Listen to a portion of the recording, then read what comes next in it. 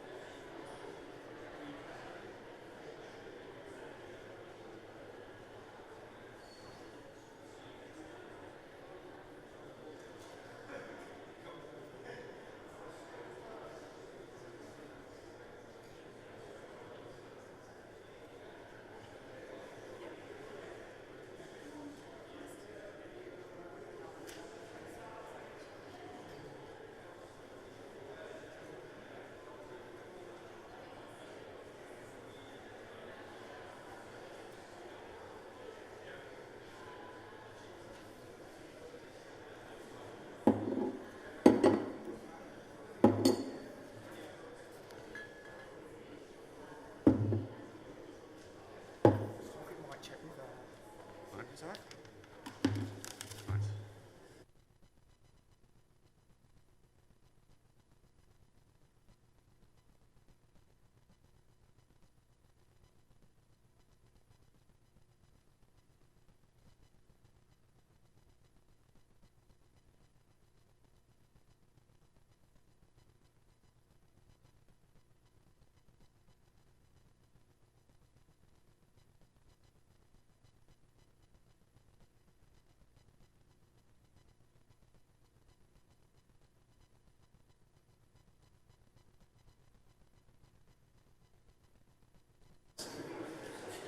Okay, and then 2 and 3 are that.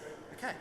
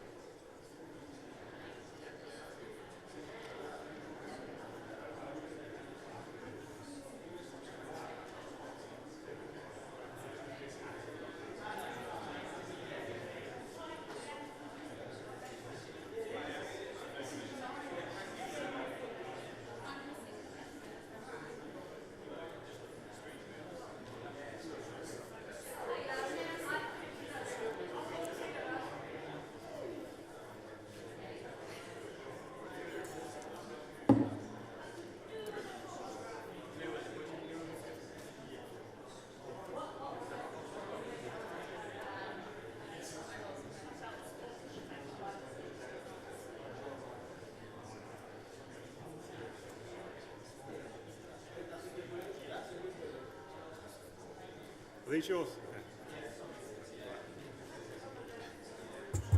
Okay. All right, good morning, everybody. And welcome to our conference 2016.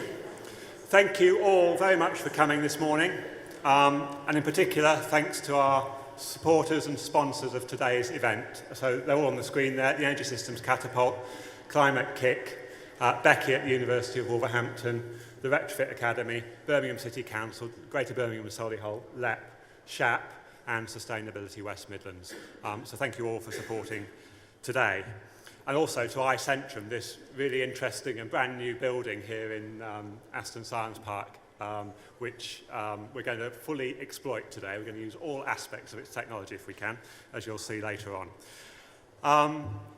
It's a very interesting time in the energy system, I think, even without everything else that's going on in the world at the moment and the political backdrop.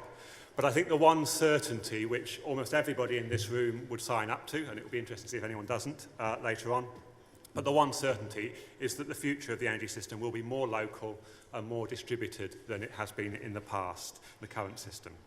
And that's not just about technology, although that's clearly really important. It's also about profound changes in the way the system is actually governed, regulated, managed, and specifically how individuals and communities engage with energy, the energy system. So today's event is about how we maximise the benefits of those very significant changes that we can all see coming. We maximise those benefits for local communities, for cities like Birmingham, and towns like cities like Stoke-on-Trent and Staffordshire and the rest of the country. So how local communities can benefit. And the essential proposition that I'd like to put to you is that we can't just sit back and wait as localities in this context.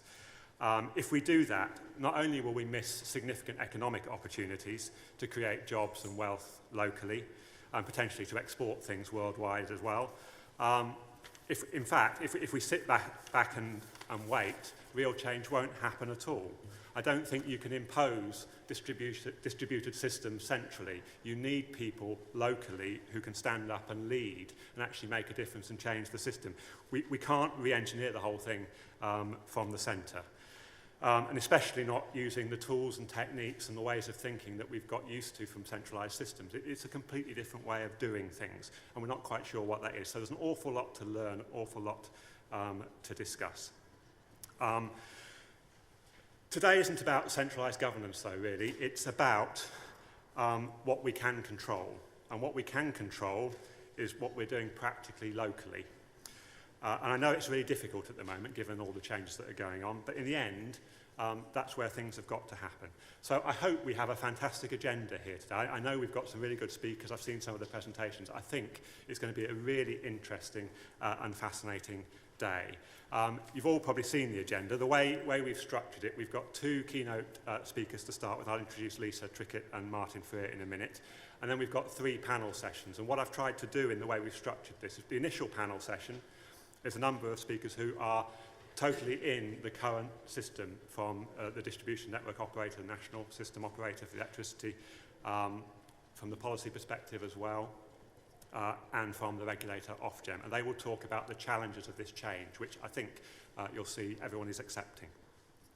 We've then got that will be a short contribution from each speaker, 10 minutes or so, followed by an opportunity to ask questions and have a discussion as a group. So interactive with a panel at the front.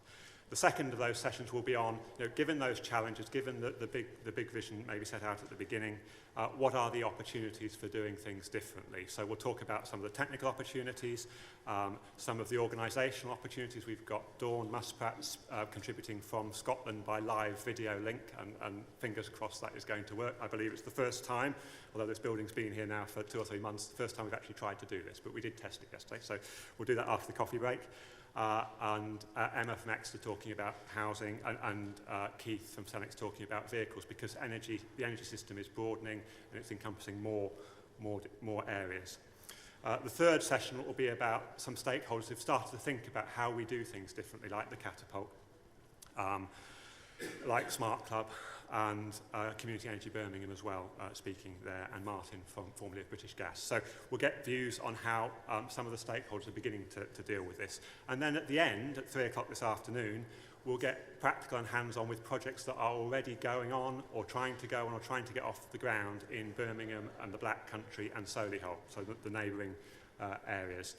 And that's an opportunity to really try and bring together everything we've heard during the day. So it's great talking, and there's lots of places you can go and talk. But what I want to try and do is to begin to turn that into action. We can't do energy projects here today, but we can at least start to think about how we might apply some of the things we've heard to some real projects that are really available or trying to get off the ground locally. So that's the plan.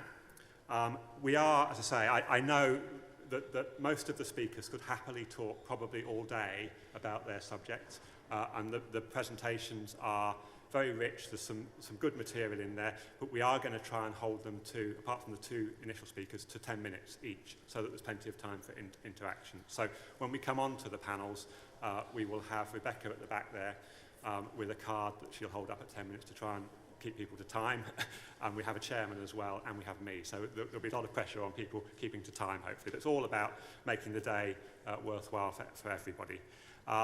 In case you're wondering about slides and materials and so on, we've got Chris also at the back there who's recording the event using a camera, which is up on the wall there.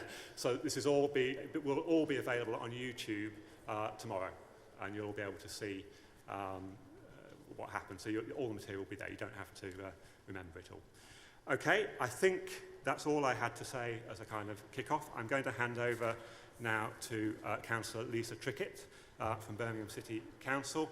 Many of you will know Lisa. She was elected as a Labour councillor in 2012 for Moseley and Kings Heath ward. She's had responsibility for the energy brief for 3 years or so, I think, under a number of different titles, but we know she's always been in charge of energy, and she's going to talk to us about where Birmingham are going in this sector. Thank you very much, Lisa.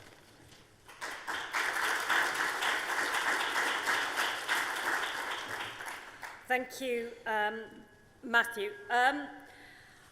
I'm going to be potentially using the words municipal and socialist, which might actually be a bit off-putting to some of our private sector colleagues here, but actually, when I'm actually talking about it, I'm looking back to where Birmingham actually started and where we started in terms of public services in this city. And we started with, as the city of 1,000 trades, and Joseph Chamberlain actually developing water and gas to actually address some of the social and economic concerns of Birmingham. And in many ways, it is on that industrial heritage that some of our infrastructure is today built. In our more recent history, Birmingham actually developed around the car manufacturing industry. We still seem to have I would say, disproportionate passion for the car. I'm probably the only politician who actually had to suddenly be seen driving a car, so I wasn't seen anti-car during my election. But what we actually did see with the growth of the automotive industry, the industrial heritage, the manufacturing heritage, that much of our infrastructure, be it our transport, be it our energy, be it our housing, has actually concentrated and developed around that. And in many ways, that is outdated, outmoded, and is not responsive to the changing needs. In some places, we've adapted. The building you're in today was Birmingham Science Park. You may be surprised, this is a wholly owned local authority company that you are sitting within. And what I think that shows is that local authorities can control, can own companies, but actually bring in the best of the private sector by working with the board of directors and actually enabling and freeing up the innovation to make this work. So we provided some of the security and the certainty, but enabled the innovation. In many ways, what we're now looking to do in terms of our energy, our waste and our transport is how we can bring to bear some of that certainty in such an uncertain world to actually progress and develop a better infrastructure for our city. Why is that such a driver? I mean, clearly we have an environmental drive. We have a target in Birmingham of a 60% reduction by 2027. As I keep on saying to colleagues, that means nothing to the woman in the tower block who has to make the decision whether she actually heats or eats on that day. What we actually have to then look at is the fact that 1 in 5 Brummies actually live in fuel poverty. We discussed yesterday a report done by the Children's Society for us that talked of 37% of Birmingham's children being in child poverty. We cannot enable growth in this city if we do not deliver change to those residents. Not just because it's immoral, but actually it's not sustainable. Society will become so fragile that you may secure some security, but you will not ultimately have your security of a safe, cohesive city, which is something we absolutely have to build. And we fundamentally believe that energy and localised energy and our engagement in the localised energy system is a way of us moving forward as a local authority. And for this reason, we want to establish an energy company for Birmingham, municipally owned by and run by a Labour council, but again, like this building, open and adaptable to all kinds of innovation and collaborative challenge. We believe that in us having an energy company and engagement in the energy system, we will be able to offer fair and competitive tariffs. We will be able to respond to different markets. What we see through our waste is that the area I come from, an area where 77% of the ward voted in for Europe, has a huge appetite for recycling, huge appetite for renewable. They would be interested, potentially people in my area, in a type of renewable energy that might not be affordable or applicable to other areas. So again, we feel we can mix and match into the marketplace to meet the different needs of households. And we fundamentally believe we can give a fair deal for households, because at the moment there is a sense and a perception and a reality, actually, that a fair deal is not being had for many Birmingham people. And importantly, we can support community investment in renewable and low carbon projects. We've seen in the last, I'm entering my third year as cabinet member, and we'd got loads and loads of plans of where we could do various solar type initiatives, and overnight the whole sort of policy framework changed. It was like one summer, every announcement, everything we looked at had gone. Ironically, some of the things that we've looked at in terms of waste was very much with the European Investment Bank, and we're having to look again. And again, though, what we can do as a local authority, we believe, is to provide some certainty and to actually shape things to respond to the differing needs of our area. And again, there's examples around the room. We have a pre-1919 housing stock. We need to look at retrofit. We have an outdated municipal stock. We have an opportunity to create modular housing systems to respond to the 50,000 homes. Why can't those homes be built on a whole system, whole place basis, so their waste, their energy and their transport is actually part of a coherent package? We believe that is there. Ironically, much as I believe some of the opportunities lie with the council, I'm also very, very aware that many of the barriers have actually laid with the public authorities, both historically and now. And I'm sorry to my colleagues, and I'm sure they saw it because I have to be conscious now this is being filmed, but public procurement has been the death of innovation. We have to find a way that procurement does not stifle. We are very clear in our waste strategy. When the private sector, large companies engage with me, they want a 25-year contract. I bet they do, because they can actually have security, they can have the profits. That waste belongs to the people of Birmingham. I want the people of Birmingham to enter into a contract with me and to actually share in the dividend that comes about so we can move forward. Planning policy is again a major issue. We have within Birmingham, and you're doing a project that's particularly part of that, we have the Tyseley Environmental Enterprise District, which has a coherent planning framework that will offer some security, and we're in the process of appointing a lead officer for that. We will work with you to create a better planning framework. And we need to work with the institutions to actually ensure that the global research aims of our institutions actually are responsive to the SMEs in this city, because too often they are out of kilter.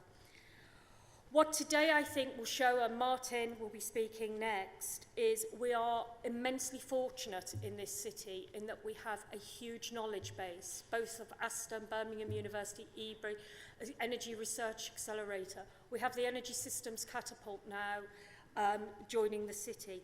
That knowledge base, combined with the traditional skills base of this city region, actually is a huge opportunity. And what I very much hope today is part of is really showing both locally and nationally that this city is open to innovation and we're open for localised energy systems. Thank you very much and have a good day.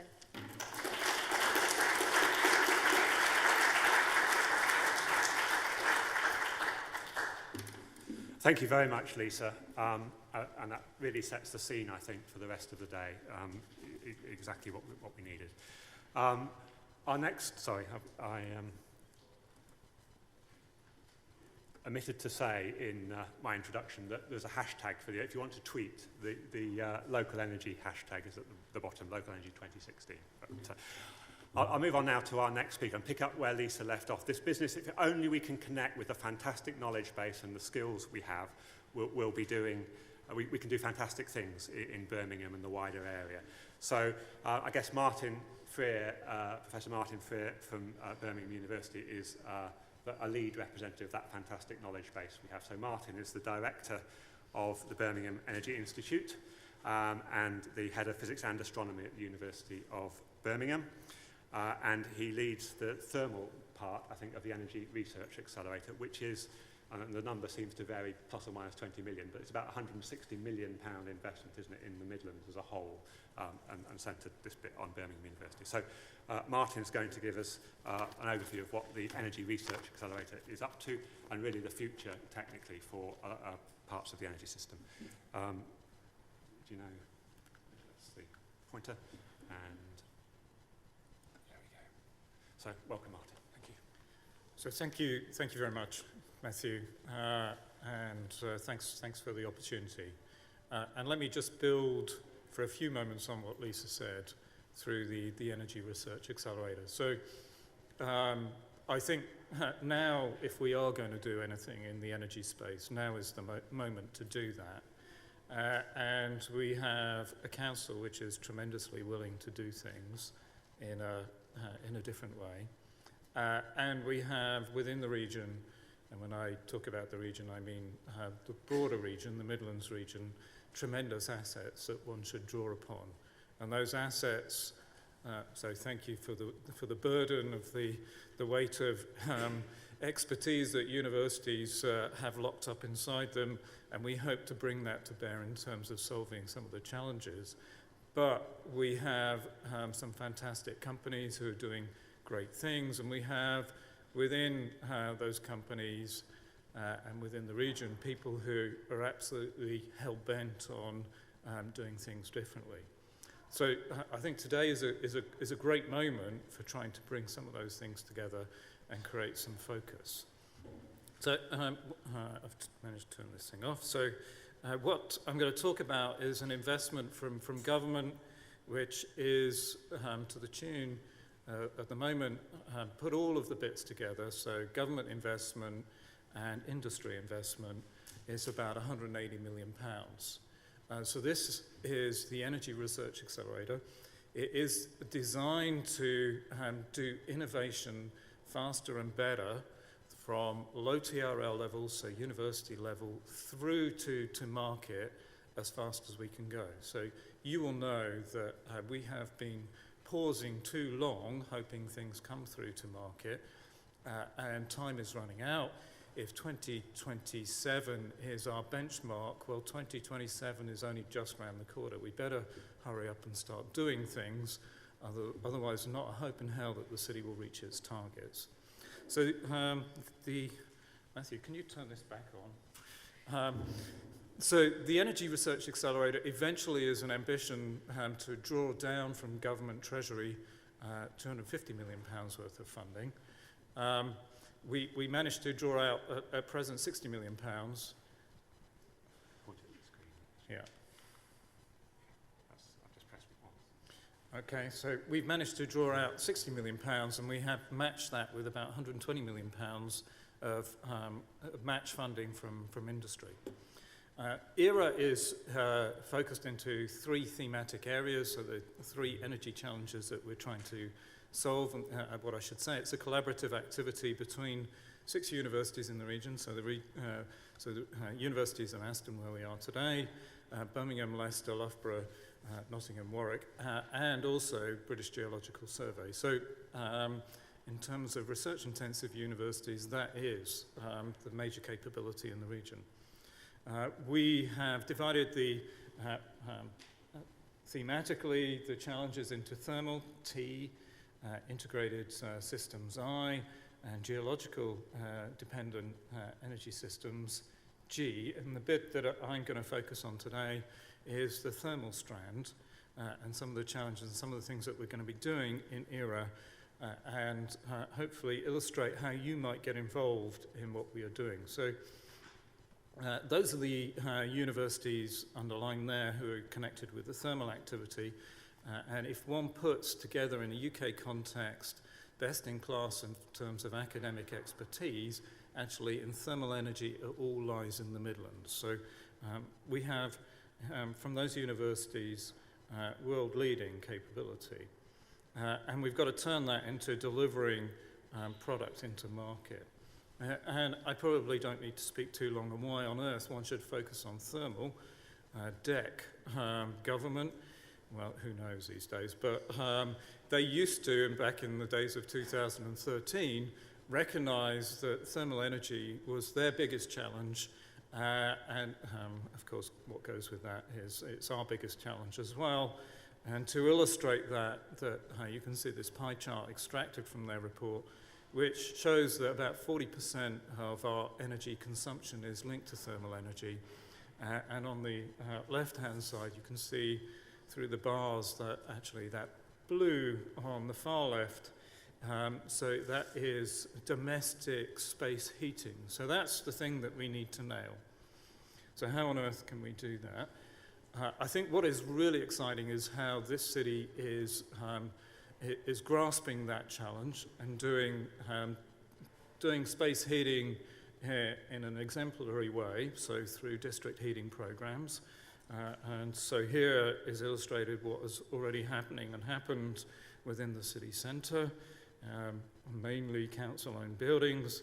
And these are powered by a combined heat and power plant in an energy centre with actually rather conventional techniques. And there's opportunity here for tremendous innovation, particularly in terms of storage. But as one looks ahead, that's only the first step. You know, the bigger plan is to conquer, in the best possible way, the rest of the city centre to provide much more district heating capability. So that's the hot end of the spectrum. At the cold end, and you can't see it because the animation hasn't worked here, there is a challenge behind cold and cooling. In a UK context, actually, cold and cooling isn't absolutely fantastically important. It consumes about 15%, 16% of our electricity. But globally, this is the biggest challenge that we have. Not space heating, but space cooling. By the middle of the current century, that will overtake in an exponential fashion the demands for space heating. So it's going to be the biggest consumer of electricity. How might we lock into that opportunity? Well, it is an opportunity for UK companies and UK business if we can come up with innovative technologies which fits in this space to open up a market which is probably worth somewhere up to 100 billion. So that's 100 billion pound per annum opportunity for UK business. Oh, the animation works in reverse. Okay, so there you can see that the space heating, the red line, stays flat, and the space cooling is rocketing. Birmingham have done a lot of work in trying to understand how one does this in a better way. So what really is called for is integrated energy systems. And what this shows here is actually how one might do cold and cooling better in what might be described as a cold economy. And if one wants to transition from how we do cooling right now, which is the good old-fashioned way of air conditioning units hanging off buildings, to the modern world, a whole bunch of innovations are required, and that's not just technology, that is joining up all sorts of capability and all sorts of stakeholders to get us over this really high mountain to the better world beyond. So let me just say a few words about how we are going to invest the money which is cascaded down from Treasury. So thank you very much, George. I wonder if you're going to be around later today. In some ways, I hope so. The £60 million which is cascaded down from Treasury has been divided three ways. T-ERA gets £20 million, and we have divided that £20 million into two chunks. The first is to invest in R&D capability across those universities that you heard about. And so we are appointing, of the order, this is Birmingham, 10 new people to work in this research area, equipping close to 1,000 metres squared of laboratories. This is to grow significant capability in these kinds of areas within the region, and indeed within the city. And the second thing that we recognise is it's no good just doing things at a university scale. One has got to be able to pull technologies through to market. So we are investing £10 million with the Manufacturing Technologies Catapult to create manufacturing capability for local and national companies to take product through into market. And I'm just going to illustrate how we might do that with a company that we're working with called Dearman. Dearman have got a really fascinating technology. It is an engine which runs on liquid nitrogen. So this, in principle, is a zero-carbon engine. You put liquid nitrogen in, add some heat, that nitrogen expands 700 times, driving the piston, and you can then get a combustion, but it's not combustion cycle out of that. So we have been working with that company for a while. There is an opportunity now to take that technology through to market. So as a company, they have driven their technology up the TRL levels, and they think, fantastic, we're ready to go. But you will all know that that's only part of the solution, that if you want to manufacture something, you now have to take that product and put it through a manufacturing process. How do you make it cost efficient? How do you source the materials? How do you build the supply chain? So there's an MRL challenge, and then there's a supply chain readiness level challenge. And what we will do is work with companies to optimize their product in this three-dimensional space. And we will do that by investing in, first, a virtual manufacturing environment where we will take their product through that environment, and then we will build something called a factory in a box, which allows them to build in a controlled way their product and take it through to market. So Dearman have an ambition to build tens, hundreds of thousands of these engines in the next few years. So that's a significant challenge. Finally, and I just want to link through to what David will be leading this afternoon, is the greater ambition is, so this is not the end of the story, what we want to do is bring in additional funding into the region, and I think the Tyseley Energy Park is a fantastic opportunity to do that. This is an opportunity to link to the city's agenda around how do you do waste better, how do you connect with transport, how do you connect with energy in an environment where I think all the ingredients are there. So I think that's a fantastic opportunity for us all to put our shoulder behind the wheel and drive this city forward. So this is what the ambition looks like. It is to take that fundamental research, drive it through, and I think the Tyseley Energy Park could be a citywide demonstrator, starting locally but then spreading out across the city and combining the manufacturing capability that we have in the region. So that's my message. Thank you.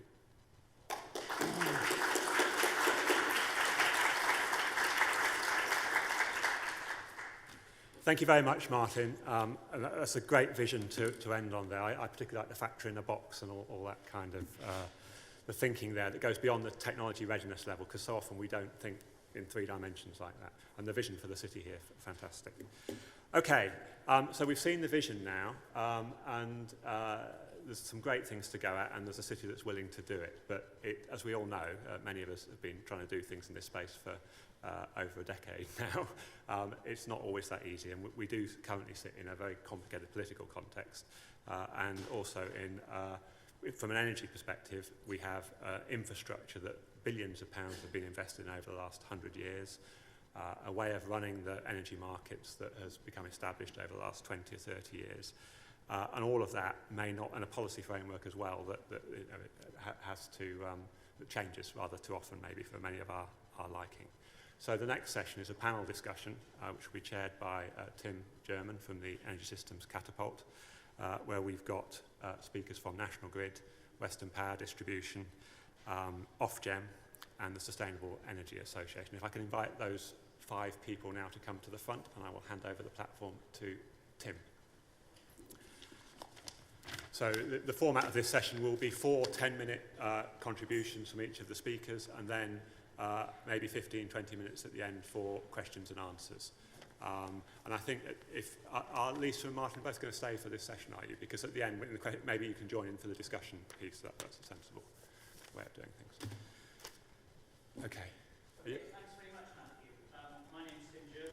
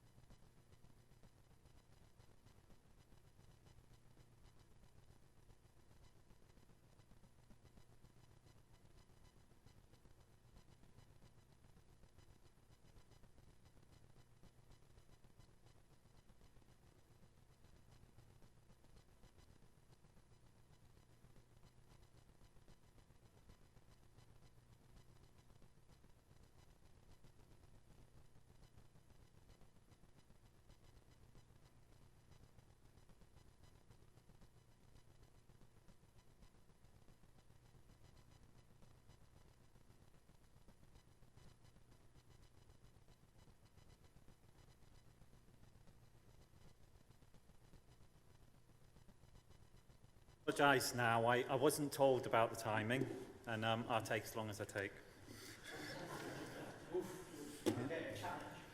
So, have we got a doofer?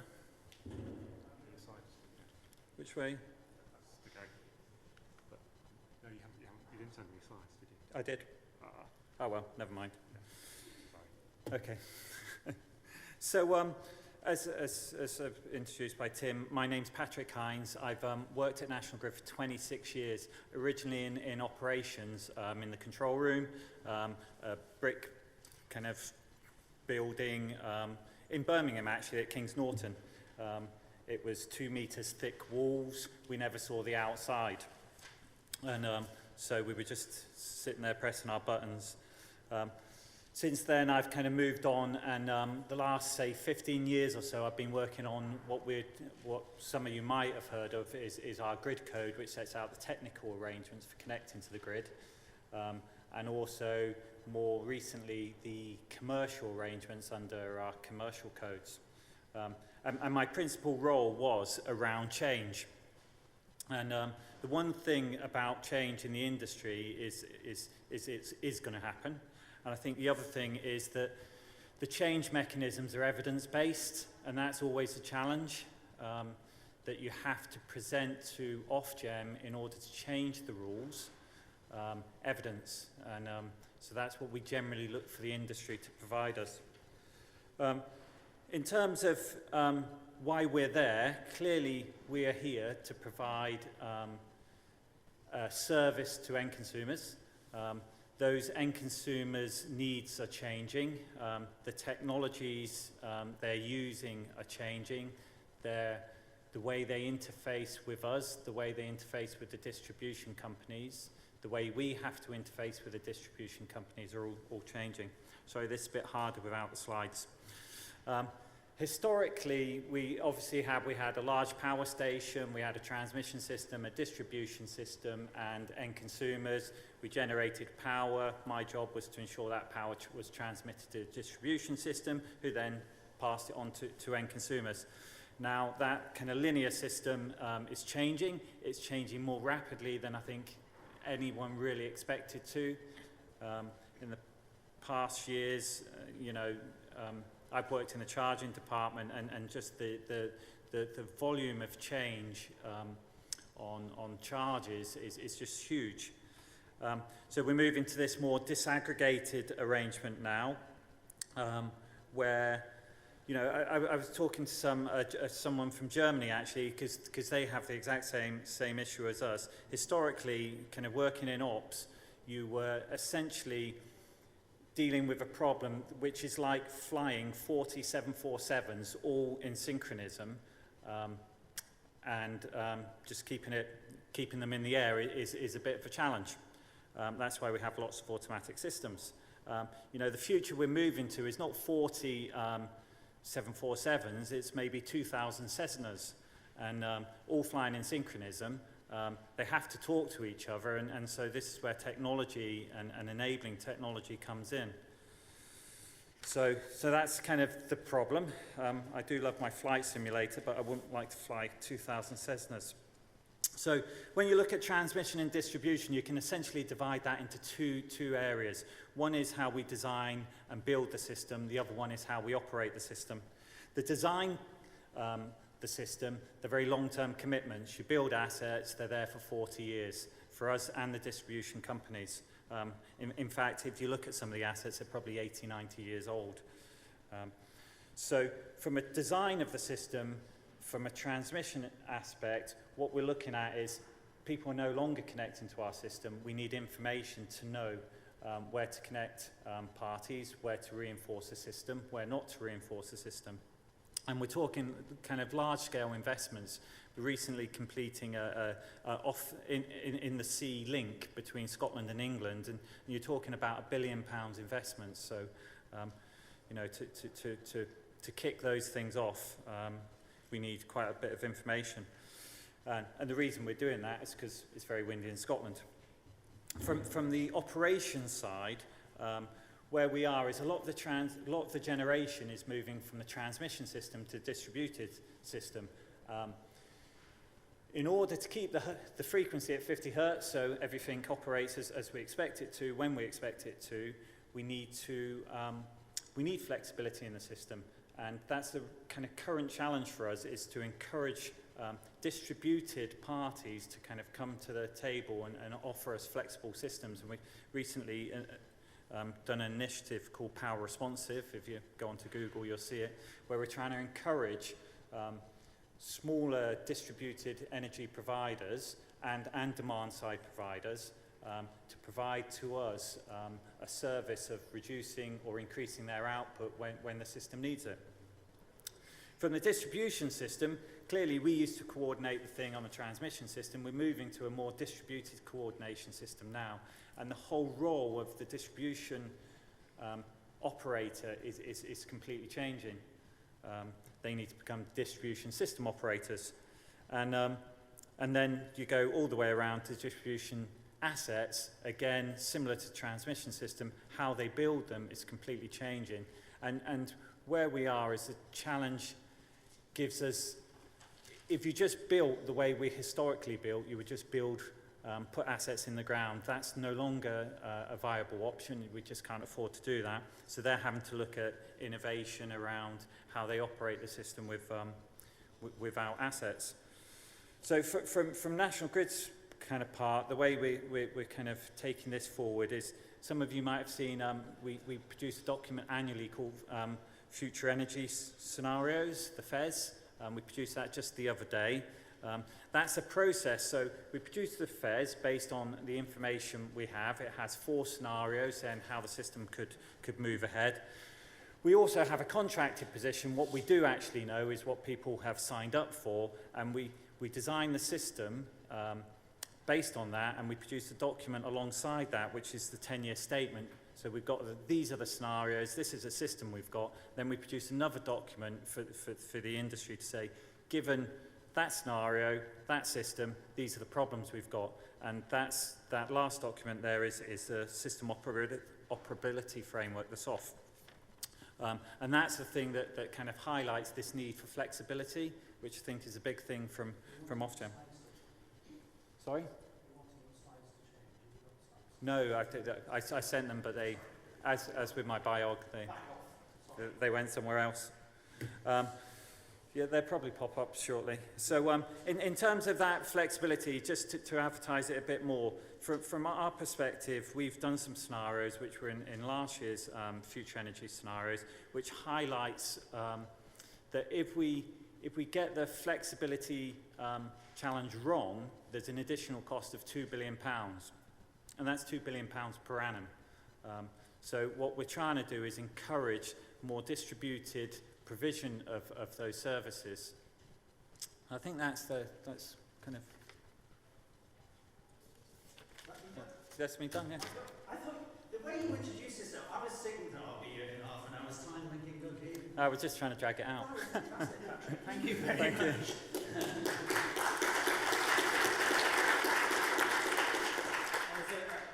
A very good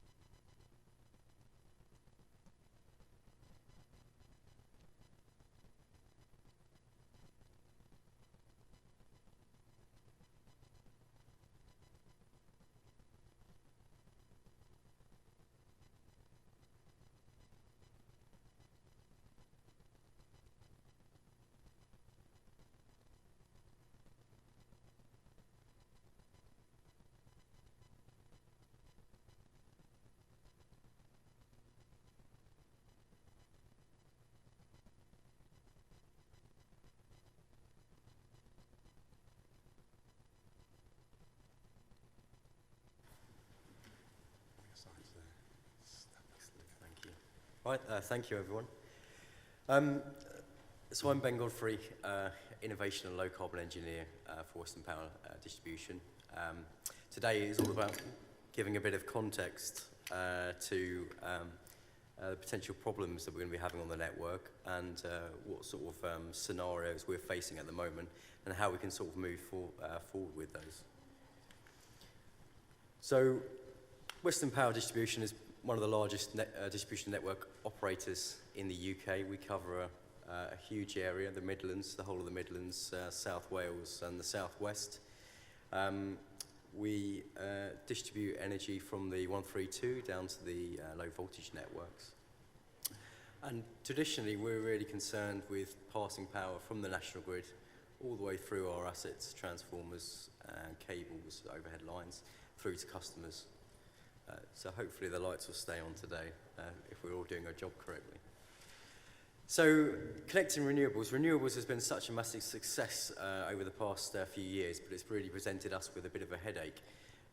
So we like to have forward-running investment programs, and so we know what the volumes are, and we can, it takes quite a while to dig up cables, replace transformers, and so we like to have a bit of certainty in there. These are two scenarios here, a low scenario, medium scenario, that were produced by DEC for how they thought that the solar photovoltaic uptake would occur in the UK. That's the actual. So massively overshot what the sort of expectation was, which is obviously a great success for powering the low carbon transition in the UK. But of course, that sort of presents a little bit of a headache for the network operators, in that we need to make sure that our network is fit and capable for connecting all of that power. So across the Europe, we've sort of installed the most solar capacity in 2004. So it's massively ramping up, a huge increase over the previous years. And we sort of can see that trend continuing through into 2005 as well. So in terms of numbers, what does that really mean? These are some pretty big numbers. We would have roughly around about 50,000 inquiries for connection per year. 6,000 of those will be for generation. This was the figure sort of towards the end of last year, 4.7 gigawatts. I think now we're probably looking more around the 8 gigawatts, probably getting towards 10 gigawatts now. We're increasing the amount of distributed generation on our network by probably a gigawatt to 1.5 gigawatts per year. So massively increasing. This, of course, presents a bit of a problem about it's great connecting all that distributed resources and having them feed into the network, but where does that all that energy go? And if we think about our minimum demand on the network as being 5.1 gigawatts, we're now seeing that we've connected more distributed generation than what that minimum demand actually exists within our network. So obviously not only does that present a problem for the network operators, but also back for National Grid, and that they're starting to see exporting grid supply points. On top of that, we've got 8 gigawatts that are waiting to connect. So that's where either the plants are waiting to be built, or we're waiting to reinforce our network and replace assets in order to connect it. So further work for the future there. In terms of the renewable technologies connecting onto our network, I think these are really reflecting the type of incentives that we've seen from government flowing onto our network. So you can see that the photovoltaic has really massively crept up from 2010 through to 2015 and really dominates what a network is trying to connect at the moment.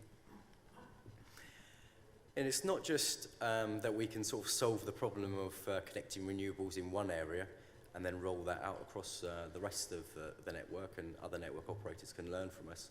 Because each of the different network operators has a different mix of what sort of generation they're going to be connecting.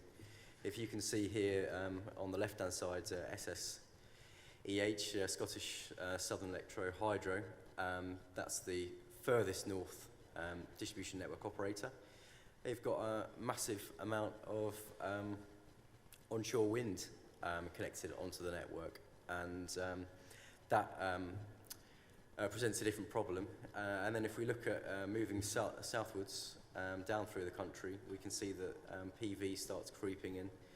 So you can see that the challenge of just being able to connect that renewable and that particular technology is different for every single network operator and for every single latitude of the country. So lots of challenges there. The good news is that we're way ahead of hitting our targets. Whether we need to hit those targets now, I guess, is one for debate. But we, 2015, we sort of pipped over the 20% there of getting our generation connected onto the network. So, we're really progressing really well with that.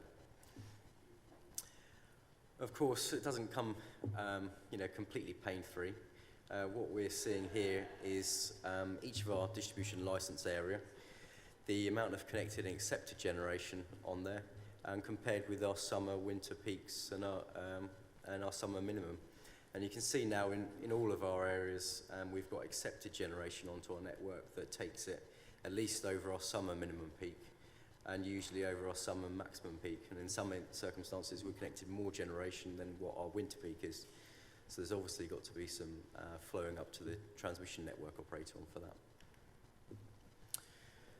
So if we come back to what Western Power is and what we do, we take the power from the national grid and distribute it down through through our different assets through to the customer.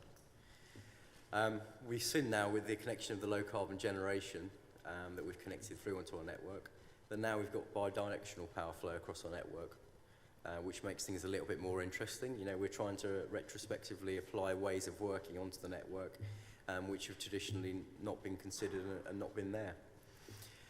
Of course, we're sort of getting to that saturation of low carbon generation, but where do we go next? And with these extra low carbon technologies that we're connecting, we're still gazing into the crystal ball. At the moment, generation is dominating the problem, and we've got reverse power flow issues on our network. But in a few years' time, if everyone's driving around in a Tesla 3, then we may be having load demand problems back onto our network. Though we're more comfortable with load demand problems, we understand how to fix the network for those.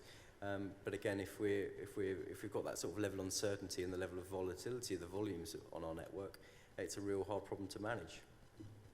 What we will need is increased network visibility across there. So we need to know what our assets are doing. It can't just be a passive fit and forget network. It's got to be a real flexible and adaptable network. And this really brings across the main sort of point that Patrick was making earlier on, in that the distribution network operator, which traditionally had a passive network, we were concerned with making sure that our assets were big enough, we just managed the maximum power flows on the network. We're now looking at becoming a distribution system operator. So we'll be managing the real-time energy flows as opposed to power, and managing all those different bits together in a sort of more intelligent, more collaborative way, so that we can maximise the existing assets that we've already got onto our network. That really presents a massive problem and challenge for us.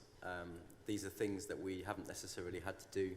So, looking at system stability, that's a real big challenge for us. We've got to make sure that all the different pieces of this puzzle sort of fit together.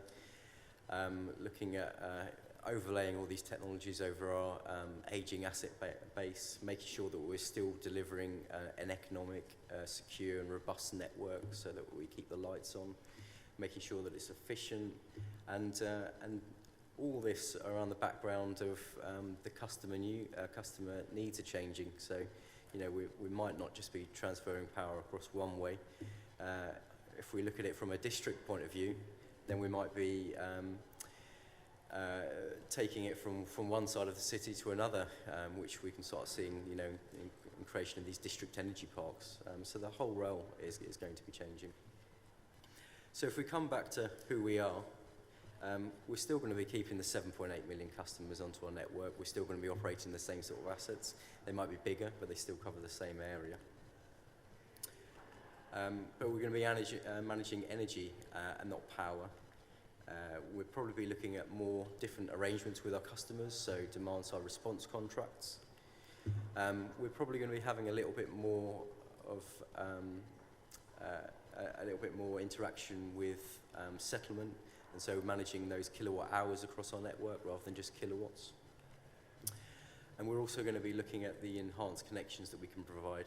So if we know we've got certain people taking demand on one side of the network and also putting generation on the other, if we can balance those up two together, making sure that there's sufficient capacity between those, then perhaps we won't need to reinforce the whole of the network, so we can decide where that energy goes across the network. So finally, all this is going to be wrapped up with more commercial interaction with customers. We've really got to meet their needs, understand them a bit more, and work more closely together with them. Thank you.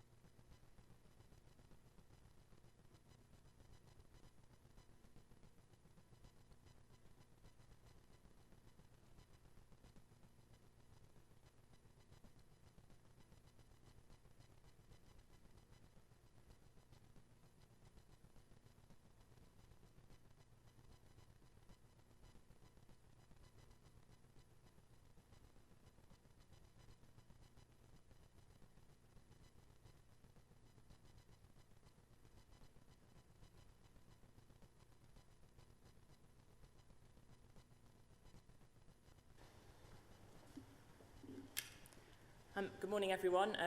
As introduced, I'm Anna Livesey from the Sustainable Energy Association. So I'm going to talk through 4 key areas this morning. So I just want to give a bit of background to the Sustainable Energy Association, or SEA, just for those of you who might not have come across us before. Then a little bit about the policy drivers, the background to what's going on and what's driving in the sustainable energy industry, the challenges of change, which is obviously what the session is about, and then just finish with a bit about future policy development and just touch a bit on the opportunities, although I know we're going to talk about that later on. So SEA, we are a member-led organisation. We deal with the whole house fabric first approach. We've been around for over 10 years campaigning on policy on behalf of our members. And the membership, basically that house represents all of the different technologies and things that they either manufacture, distribute, install, supply, regulate across the board really. And it's that kind of wrap it, then heat it approach. So insulate it and then heat the home to make it as energy efficient as possible. I think someone's already mentioned the changes in the cabinet. I've got that quote there from Andrea Leadsom again. I looked at that yesterday and thought, that might not be quite right, but it's appropriate in terms of the huge potential that buildings can have. So that's just a quick reference to our members. They're all on the website, so have a quick look if you want more information. And that's a little bit about the structure. So we're member-led, we've got an exec committee, and then we have working groups looking at our focus areas. So current focus areas, as you can see there, are energy efficiency, heat, and the contracts market. So what are the policy drivers? So as I said, I just wanted to touch on this. So in the top, your right there, I've got the energy trilemma, which is that we need to lower carbon, but we need to do so at the same time as making sure we've got enough capacity so the lights don't go out, and then also we do it the most cost-effective way possible, and that makes sure that energy bills don't rise too high for either domestic or commercial consumers. And then I've listed the kind of overarching legislation. So we've got the EU targets, again, I think as Ben just referenced, they're probably set to change. But despite that, they're renewable. Despite that, we've got the carbon targets. So in the UK, we have got the Climate Change Act, so we have got binding targets to 2050 in order to get our carbon down. So that, to me, is the quite crucial thing. And then that all translates into various strategy documents, heat, energy efficiency, microgen, and then into the policies that probably a lot of you are familiar with, such as RHI, FITS, ECO, and so on. And I've just said in the bottom there, it's illustrative, not exhaustive. So that's just to kind of give a picture really of what's influencing us, but there must be loads more that could go in there that would fill the entire screen, I think, if I tried to put them all in. So I think this has also come up. I think this is what Patrick wanted to refer to as well, in terms of the arrows used to go all one way, from generation all the way down to usage. That's the traditional power system. I pinched that from the National Infrastructure Commission report. But obviously what we can see now is the arrows just go all over the place. So really, for me, that really represented the challenge. So we're generating all over the system. It's going back and forth. So that's quite a big thing that we've got to deal with right now. So in terms of the sustainable energy industry, what are the challenges for us? I've also gone for the beehive approach, which I thought was interesting. That's come up again.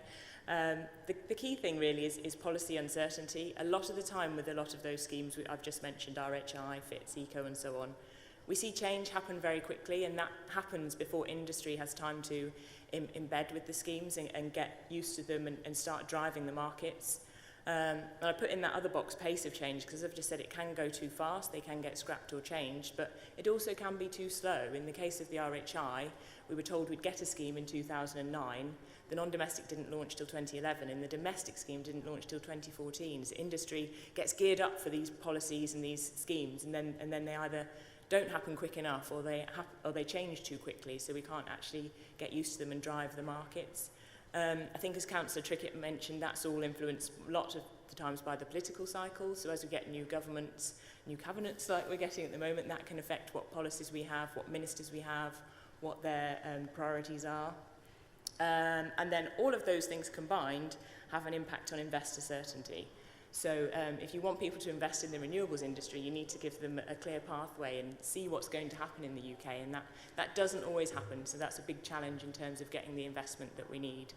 And then the final couple of things I've got is policy overlap. I think we need to do a bit more in terms of that. We think that buildings and energy level generation should be an infrastructure priority the same way as health is or transport is, but that's not always recognised. I think government are starting to see it that way now, but we need to build on that. Because, as I've said there, for example, health, if you live in a warm home, you're more likely to be healthy and less likely to be a drain on the NHS, so it all has lots of effects. But then other areas, renewables and air quality are linked, and renewables and waste policy should be linked, so DEC and DEFRA could be talking a lot more than they are. The final thing is regulation versus subsidy, so I'll touch on this a little bit more. Obviously at the moment we've got a lot of subsidies, but we all know we can't rely on subsidies forever to drive these schemes. We need to get to a point where the market is driving them. So it's how we go from from subsidies to regulation and then to a market that is self-sustaining. There's another couple of things I wanted to add in there, which is, was particularly interesting in terms of what Martin was saying. In terms of innovation, that's another challenge. We've got a lot of good technologies out there, but we need to make sure they are as efficient as possible. But then we also need to look at what are the other new opportunities. So when we're creating these trajectories for how we should heat and power our homes, we've got the mix right, and it is the most cost-effective way to keep the lights on. So I think that's another key challenge for the sector as well. And that's just the final slide there, is the transition to steady growth, which I touched on before. I think industry's biggest challenge is this kind of regular expansion and contraction and not really knowing what subsidies are going to be there and aren't. So we want to reach a point where we get this regulatory approach and a market-driven approach replacing those subsidies. That's actually the energy company obligation, which I thought nicely illustrated the sort of peaks and troughs in installs as the policies changed over time, and there's a consultation on that scheme at the moment. So just to finally, I was going to touch on the sort of future opportunities. There's a lot of challenges, but there's massive opportunities for future policy development. So that's just a range of the different consultations and things that are going on out there at the moment. So we're waiting for the outcome of the Renewable Heat Radical Reforms consultation. The Energy Company Obligation consultation's out there at the moment. We're expecting a consultation on Heating System Plus. There's a Heat Networks Investment Project consultation, which is really interesting, looking at how they're going to spend that 300 million that was allocated in last year's budget. So there's loads of opportunities for engagement. And then finally, I thought that was a nice illustration of those different attributes pulling in different directions. So we've got regulations, we've got subsidies, we've got markets, and it's about pulling them all in the same direction so we can transition to this self-sustaining market where industry is driving the renewable and low-carbon energy sector. So just wanted to sum that up. We've got lots of policy drivers that towards getting us to that low carbon future, the renewables targets and the carbon targets. There's a lot of challenges for the sustainable energy sector, including how quickly we do change, whether that's too fast or too slow. The joined up policy thinking, I think we could do more to link more policies together, creating that certainty for industry so they can invest, the regulation versus subsidy argument, and then getting that technology mix right and funding innovation to make sure we've got the right mix of technologies. And as I just concluded there on that last slide, there's a lot going on and there's a lot under development that the industry should be engaging with right now. Thank you very much.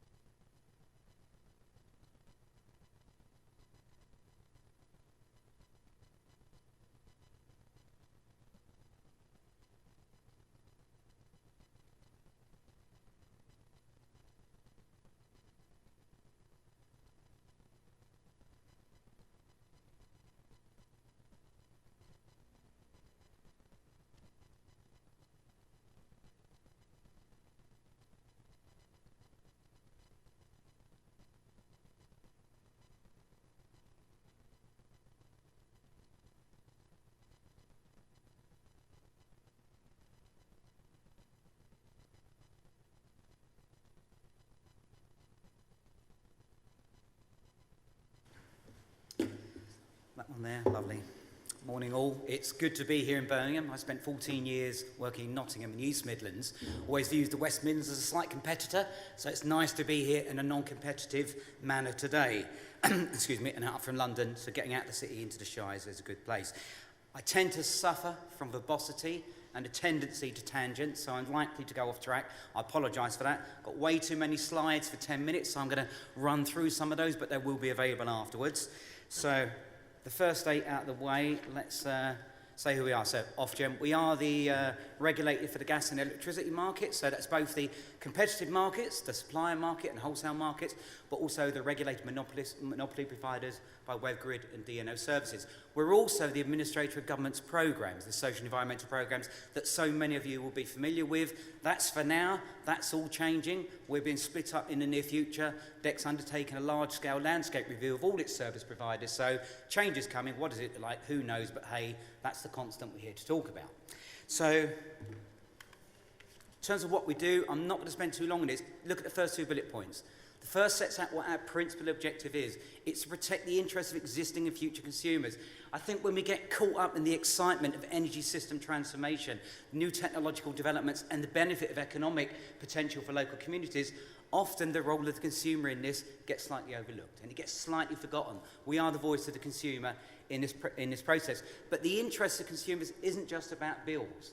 There's a broader category and collection of interests that we have to protect, be those around climate change, interest in security of supply, and we have particular duties and responsibilities dependent on the circumstances of different consumers and those that might experience vulnerability more than others. So that's who we are.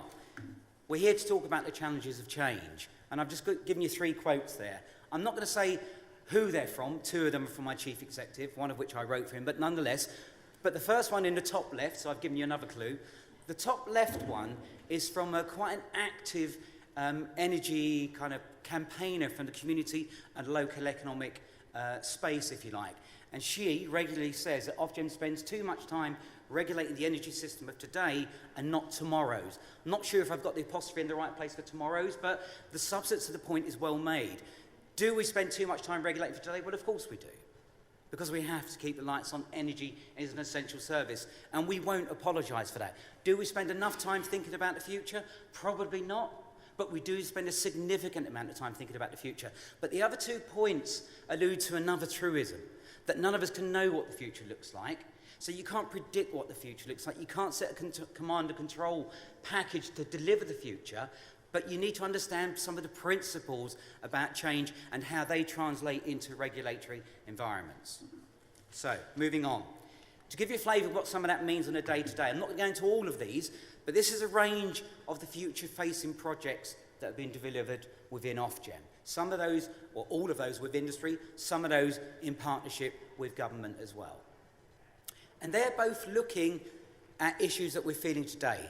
Challenges that the regulatory system, the energy system is feeling, the energy markets are feeling, from changes that are happening today. You might say pressures on the system, creaks in the system, because as the other speakers are alluded to, we have a nationally designed, centralised energy system designed to deliver the needs of previous generations, previous economy. It's now needing to transform into something else, but that's our starting point. That nationally derived engineered system. That national centralised system is translated to every bit of paperwork and every process and procedure and every regulation that oversees the operation of these markets. So there are a range of projects alluded to there. I'm going to say something about some of those in a moment that are both about looking at the creaks on the system today, but the longer term transformational issues for the future. All of which touch on issues of local, which we'll come to as well. So to give you a flavour of some of these, future retail regulation. So if you want to supply, you enter the retail market. You and I buy our services off of suppliers in the retail market, be you domestic consumer or if you're a business. If you want to be a supplier, you have to be a licensed entity. You can do it on an unlicensed basis, but that tends to be the very small exception to the much bigger rule. So to be a supplier, you have to get a supply licence. Our supply licence is 482 pages long. That's today. In 2007, how long was it? First number, come on. 3,000. No, 64 pages long. It's now 482 pages long. I might have misquoted that. It might have gone up in the space of a couple of seconds. So that's the supply licence. The industry codes that support that are tens of thousands of pages long. Now, the industry codes are about the safe operation of our system, about the physical and the virtual systems. They need to be there. Does a supply licence need to be that long? So we've got into this dynamic with suppliers. We say, we don't like that behaviour, we don't know what you do, we write another rule. They find a way around it, and then we say, we don't like that behaviour, so we write another rule. So we get into this dynamic of a relationship. So what we're looking to do is completely change the nature of that relationship with suppliers. To move away from 482 pages to a slimmer beast. I won't give you a number, but in essence it's one that's driven by principles, and a principle of treat your customers fairly. And then show us how you go about thinking and planning and delivering that in your business. So it's going to be quite a revolutionary change in the nature of the relationship. But actually a principles-based approach is more future-proof because it's adaptable to future circumstances, unlike a rule-based approach. So that's one example of how we're responding to the now and thinking about the future. Whoops. Press the wrong button. No, that's the wrong clicker. There we go. And now I've buggered it. Well, what do I do next? Oh, back on track. So the CMA, Competition and Markets Authority. Nods, people have been keeping track of what's happening. Nods, shakes it. So 2 years ago, we referred to the energy market to the CMA and basically said, we're not convinced that competition is working in the interests of consumers. What do you think? You've all heard a level of politicking that's been going on for a number of years. CMA took a long time, published a lot of stuff, talked to a lot of people, and basically came back and said there are features of the market that are working and some that aren't as well. But one of the fundamental observations they made is that we're starting to see the emergence of a two-speed energy market. For those consumers that want to engage and are able to engage, and those that don't. So we have this phenomenon of the sticky consumers, which is the majority of people that really aren't interested in switching. They don't want to have to learn about how you construct an energy bill. They're only interested in receiving their service, and they're getting charged more for that. So the CMA's recommended a series of remedies, which we will be adopting. But what that does mean is the nature of the relationship between suppliers, the services that suppliers provide, and the nature of competition in the retail marketplace, again, is going to be changing. What that means for locally based tariffs, there's some opportunity, I think, there moving forward. So others have spoken about flexibility. A different graphic from National Grid, so thank you for that. On the left is what we've got. On the right is what we're going to be moving towards, and we're maybe some way towards that. And as the DNO Ben referenced at the moment, the DNOs have a very limited role, but that'll be more an expanded role in the future. So we are going to see a more flexible energy system. There's no doubt about that. And with that brings opportunities. So it's not just about the way in which we generate, the way that we distribute, and the way that we consume. Those issues are going to change. The demand side is going to come much more into the mainstream. Flexibility services, the way that storage operates. But there are significant barriers to those issues in terms of the way in which legislation treats storage, for instance. The way in which we treat storage by way of its connection. So there are a number of regulatory barriers. So we've been working with DEC for a number of months, and some of you may have heard this before, but we're just about to publish a consultation document and a call for evidence, which is effectively setting out a route map. Is how do we make the policy and regulatory and the industry systems deliver on a flexible energy system. So that will come out some point in the summer. We haven't yet got a publication date. That's been discussed with government departments. Lots of uncertainties, you can imagine. But I'd encourage all of you to engage, because the very thing you're talking about is how do you realise the economic potential for your localities and your types of business. Flexibility will be one of the key market opportunities for that moving forward. Right. We've also been looking at trying to understand the broader nature of change in the energy system, and I was part of a team that did some work around non-traditional business models. And over a couple of years, we probably engaged with about 100 organisations that we didn't recognise. We looked at them and said, well, you're not a utility, you don't generate, you're not a kind of wire owner, you don't move it, and you don't look like a consumer. So who and what are you? And what we discovered, if you look at the business model thing, we came across three broad range of new and atypical business models that were trying to break into the energy system. Be those from localised service offers, more bundled service offers, and those trying to provide different forms of consumer participation. And that's probably best captured in that top graphic, if you like, is that the energy actors of today, we all recognise them, we're some of them. But the ones of tomorrow's are going to be those plus more. Aggregators, the prosumer, platforms. The landscape of the energy sector cast list is changing dramatically. So the green, that's the same graphic you saw before. Local lives in all of those. There are issues about local in all those issues. Now, I'm going to say quick, how long have I got? A couple of minutes? I heard a couple of minutes, thank you. So, 2 minutes, thank you. So looking to the longer term, so we're talking about the now term, the near term, and short term to medium term. But longer term, we need to get a much better sense of how the energy system and markets might develop. So we're doing some work around horizon scanning. And effectively, we're trying to understand what are the key strategic drivers of change in the energy system, what the implications for consumers, and what the implications for regulation. That's not to predict the future, but that is about to understand the principles about what an adaptive, resilient, agile, and flexible regulatory system might need to look like. So we're doing that at the moment. That will influence our forward work plan, which will be consulted on probably, I think, about November, December time. We've run a number of workshops, and these are the things that people, external stakeholders, are telling us about the key drivers of change. And I'll bring your attention to, forget the grouping, but supply side. The growth of distributed energy is recognised as one of the key strategic drivers. And it's not an easy alliance with a nationally determined and centralised regulatory system. Interestingly, when we spoke to stakeholders across country, Scotland and Wales is very vociferous about the future being local. And you're hearing today about our power and their attempts to deliver an energy supply company in Scotland. We've also talked to consumers about when you deal with consumers and business models, where does trust reside? And when you look at, we talk to consumer panels, often it's like, well, what do you mean? When you prompt and we talk to them about these different types of business models, consumers are naturally drawn to local. So, challenges to change. And I think this is a substance from a national and a local perspective. We have to meet the challenges of today's and future's consumers' needs, but that's about maintaining and transforming an essential service at the same time. There's massive system inertia. that's not about the regulated companies, that's not about networks, but that's about the who, the how, the when, the what, and the why we do what we do. Right, I should have gone to that slide. That would have given you the complete presentation in one picture, but I'm a narrative beast, not a pictures person. But I think these are the tensions. And yes, change is evolutionary, but if the PV example tells us anything, is that disruption happens overnight. Massive systemic change happens quickly, and then the regulatory system's got to be agile enough to spot it, to do something about it, and respond to it. So I leave you with a collection of nice images. Thank you.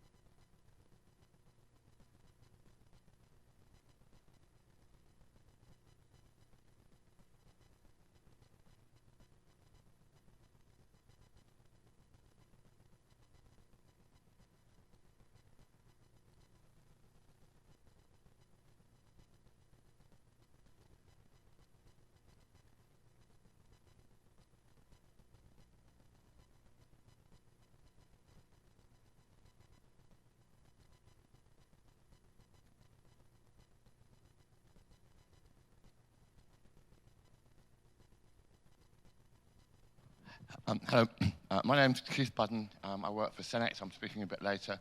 I've previously worked for both E.ON and for Birmingham City Council. My question really is about ownership. Who should own the different bits of the energy system? You talk about non-traditional business models. I thought the traditional business model was state ownership, and that's what we did before. In Germany, many of the DNOs are owned by local government. We talked about local government owning energy companies.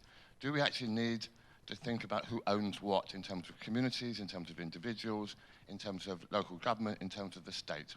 So I think maybe the ownership issue is absolutely critical for how we see energy going forward. And I'm not sure being owned by Americans or whoever National Grid are owned by is actually very helpful. We also have state ownership of many energy companies here. They're owned by the French state.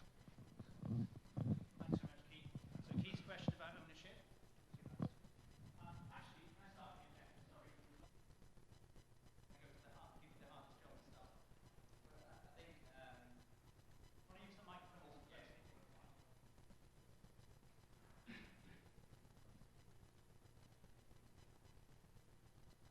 Challenge straight off. We're agnostic about ownership. That's a matter for government and other parties, I think, to take a view on. I think for us, the issue is about, does diversity of ownership bring diversity of model, diversity of opportunity, diversity of need, and how does that integrate with the energy system? But quite clearly, we do need to be mindful of the ability of different ownership models to finance their functions, and that's something we do have a consideration within. But otherwise, we're agnostic about ownership.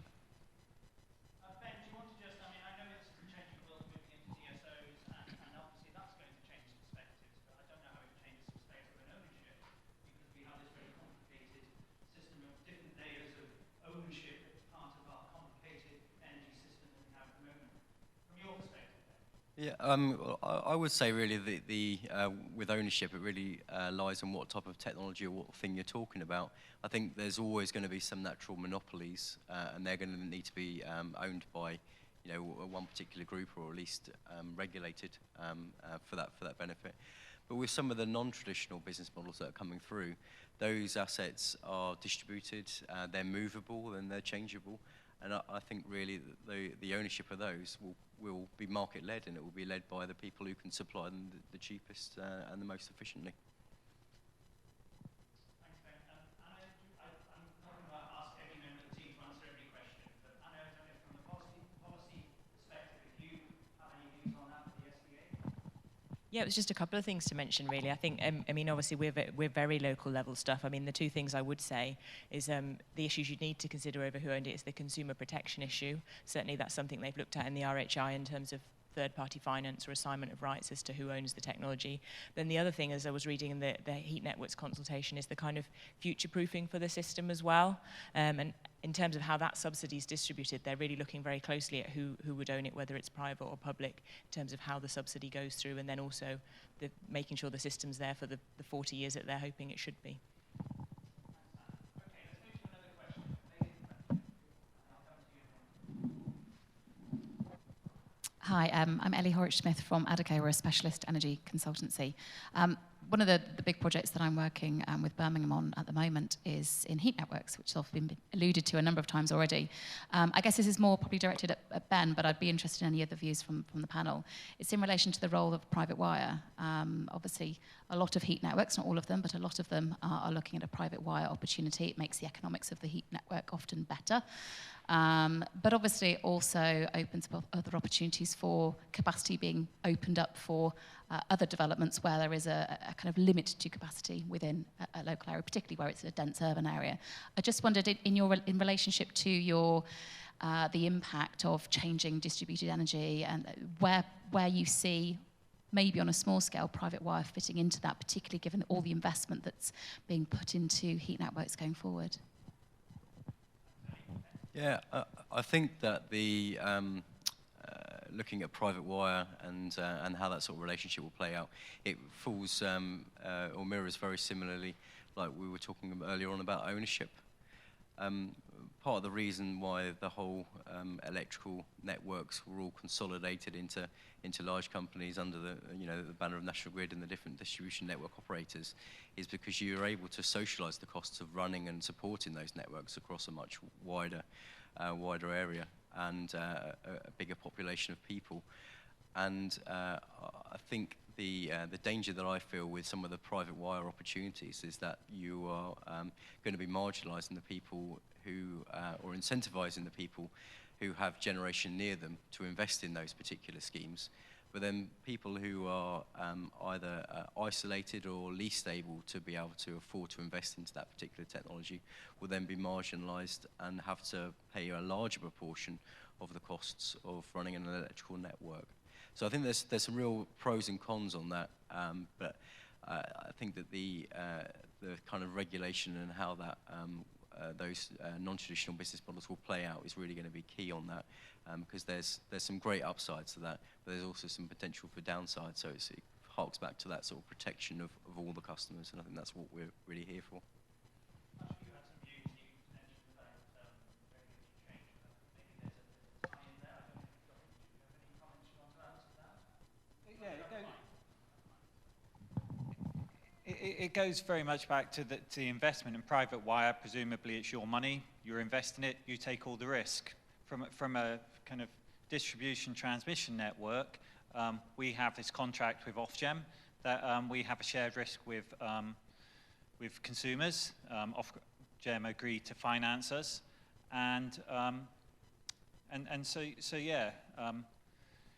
As part of that, we have to agree third-party access. We have to let anyone onto our system, and we have to share access, and we give equal access to everyone. With private wire, it's a different contract entirely on who's taking the risk and what your rights and obligations are.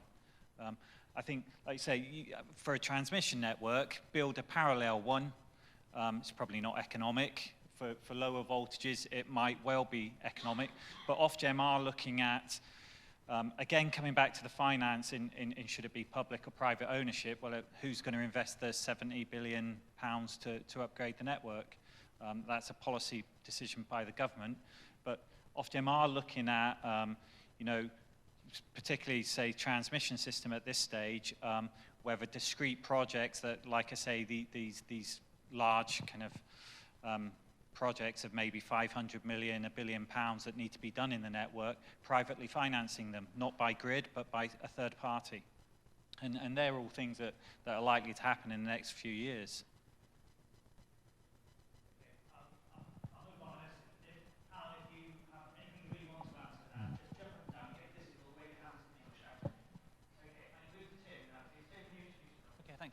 Tim Miller from Aston University, working with the European Bioenergy Research Institute just across the road. We've been putting together a renewable energy power generation system linking to a CHP engine capability, and then utilizing that CHP engine capability to supply heat, cooling, and electrical power to a cluster of buildings across the university campus, and also feeding into the district heating system within Birmingham.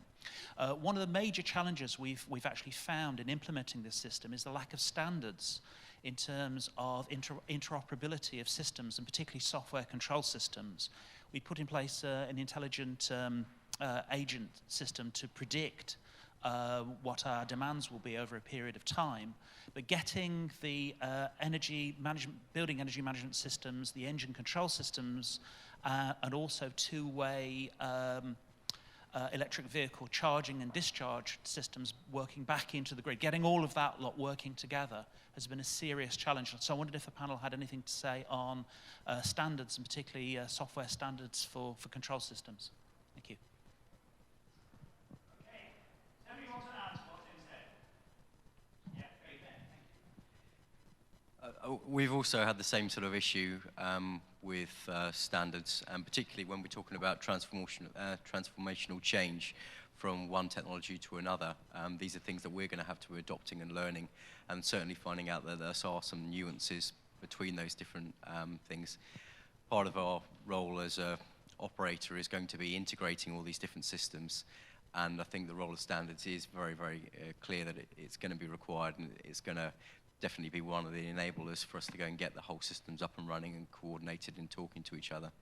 I guess we're probably in a little bit of a difficult position now about how, what our standards will be with the government changes that are coming through at the moment. But I would say that within the UK we have a really strong engineering background, and we sort of specialise in this type of research and development, and I think that's probably something that we can leverage to our benefit and make sure that we are at the forefront of those sort of standards.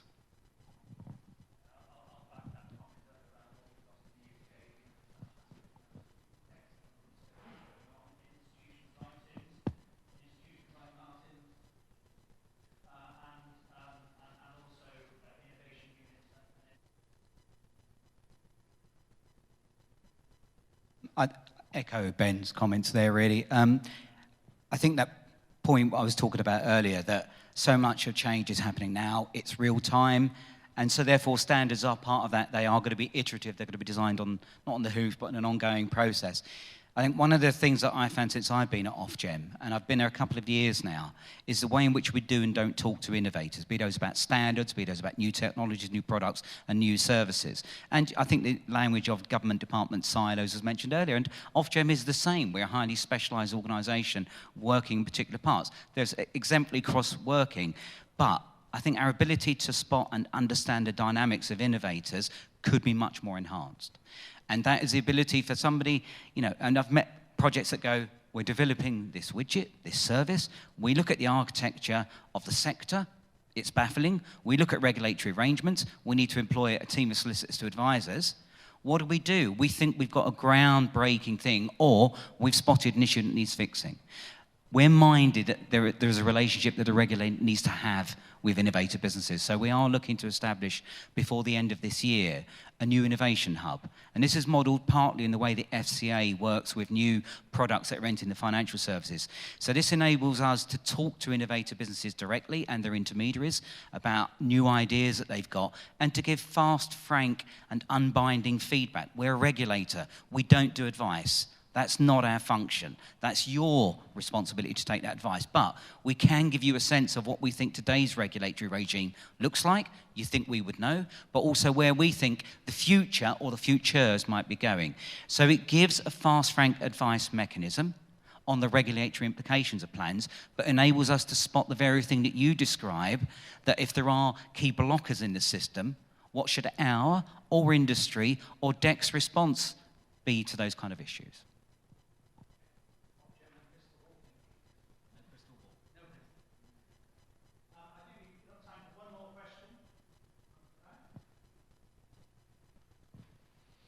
Hello, Kate Ashworth from Encraft. It's really a question on evidence base, because it's actually come up a number of times from Ben's, Kevin's, and also Patrick's presentations. And it's a bit chicken and egg, because a lot of these regulatory bodies and these kind of organisations that run the energy systems as it stands at the moment are looking for evidence bases to challenge why there should be a change in the first place.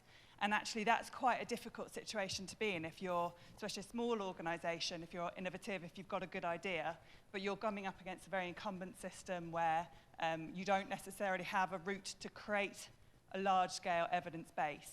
So I guess the question is kind of willingness to work with maybe small organisations to dedicate time within your teams. And it's great, Kevin, to hear what you just said about the Innovation Hub.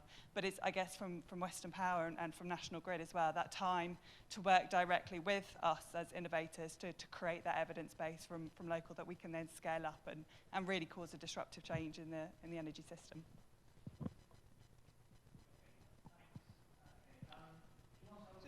So yeah, as part of the power response. Working? No, yeah. As part of our Power Responsive campaign, we've been going out to try and engage with parties. Yeah, I've spent the last 15 years changing codes, and it's evidence-based. And the most recent one I did was to change the way we charge generation. We charge generation about £500 or £600 million a year. You try taking 100 million from one party and charging it to another party, we end up in court. And all the evidence you present is trawled over. You know, that's why generally we always lag behind, because we can make assumptions. Assumptions can always be challenged. I mean, we don't know what's going to happen next week, let alone 20 years time.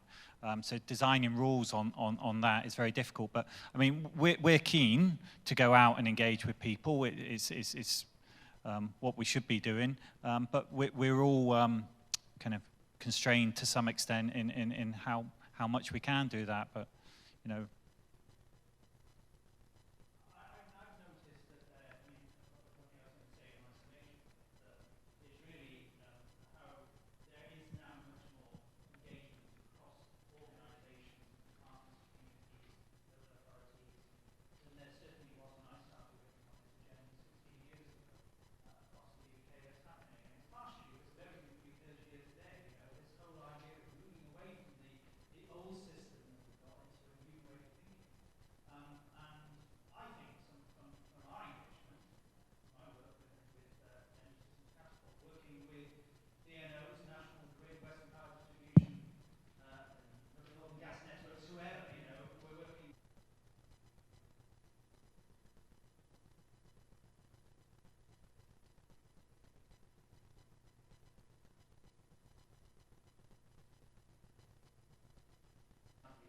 Yeah. Echo your points about collaboration. I think there is more collaboration happening, and I think the kind of DNO's work with distributed generators over the last few years, and the kind of incentives that they have about stakeholder engagement are kind of well made, and there's some really good practice, and certainly WPD's work is well known nationally, I think, in terms of what they're trying to do. But that isn't not to acknowledge the substance of your point, and it's a well-made point about how do you tell a story about change effectively. I think that's what you get into. So part of the challenge has to go back to the sector, the movement. And I've had this conversation quite a few times with community energy practitioners and advocacy organisations and trade associations. And I think there is a calling that the community energy sector, in its various guises, needs to work to think about how it articulates its impact. I know that there is some research that's been done on individual schemes, but it's not broad and it's not systemic.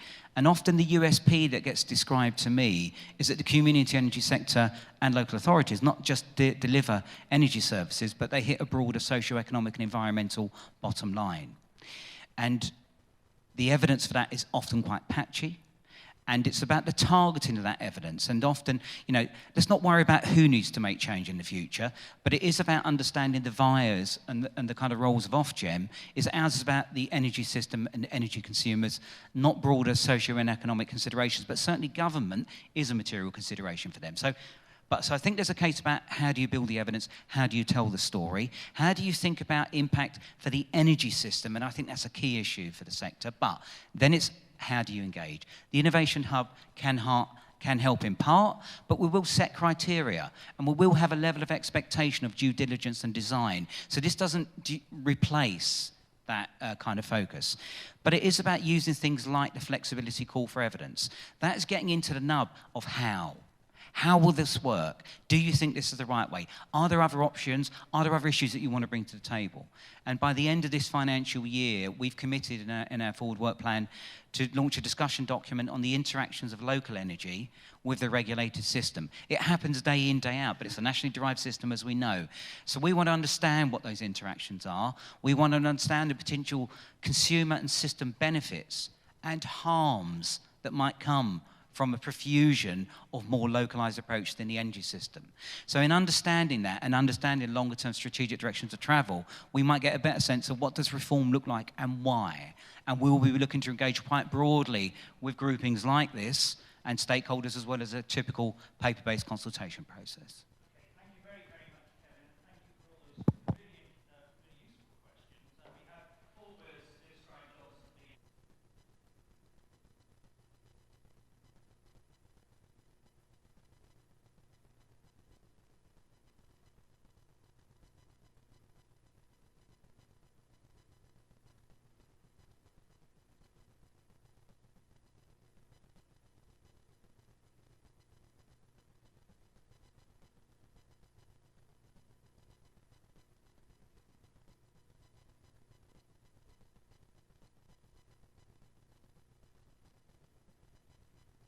the coffee break, which is taking place where the coffee was served when you first came in. Thank you. What time did he give you that? We have 15 minutes and then it's some dawn must. We're synchronising